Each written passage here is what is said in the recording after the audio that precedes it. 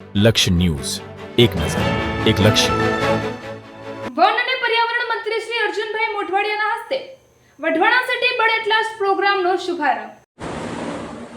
વન્યજીવ સંરક્ષણ અને climate change ક્ષેત્રે ગુજરાતની અગ્રેસર ભૂમિકા, ગ્રીન એનર્જી અને સિંહોની વસ્તીમાં નોંધપાત્ર વધારો, પર્યાવરણના જતન માટે એક પેડ માં કે નામ અભિયાન અને વન વિસ્તાર જાળવી રાખવા રાજ્ય સરકારની મક્કમ નીતિ. વન અને પર્યાવરણ મંત્રી Arjunbhai Modhwadia a checklist of birds at Wadhwan city નામની પુસ્તકનું વિમોચન. સુરેન્દ્રનગર જિલ્લાના વઢવાણ ખાતેથી વન અને પર્યાવરણ મંત્રી શ્રી અર્જુનભાઈ મોઢવાડિયાએ સૌરાષ્ટ્રના પ્રથમ અને રાજ્યના બીજા એવા ઐતિહાસિક વઢવાણ સિટી બર્ડ્સ એટલાસ પ્રોગ્રામનો શુભારંભ કરાવ્યો હતો. આ પ્રસંગે જામનગરના બર્ડ એટલાસની જાહેરાત કરવામાં આવી હતી. તેમજ a checklist of birds at Wadhwan city નામની માહિતસભર પુસ્તકનું વિમોચન પણ કરવામાં આવ્યું હતું.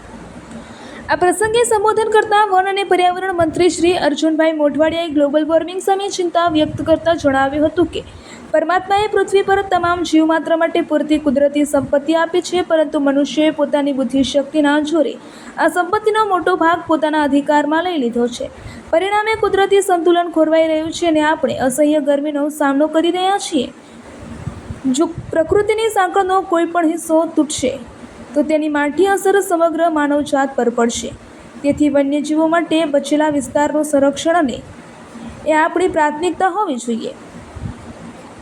રિપોર્ટર દેવમ ત્રિવેદી, સુરેન્દ્રનગર.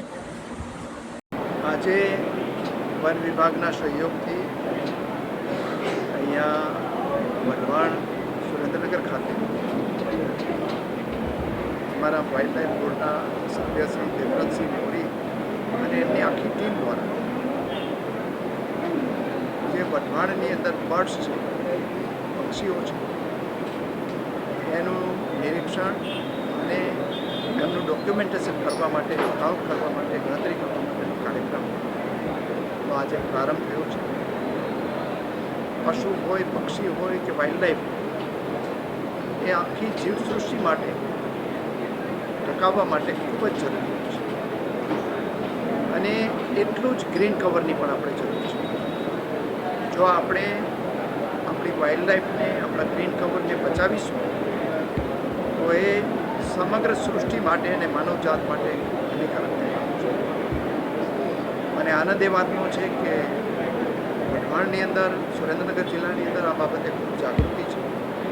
અમારા સાથી ધારાસભ્ય જગદીશભાઈ, અહીંયાના મેયરશ્રી અને એની આખી ટીમ, એમના દ્વારા આવા કાર્યક્રમોને પ્રોત્સાહન પણ આપવામાં આવે છે.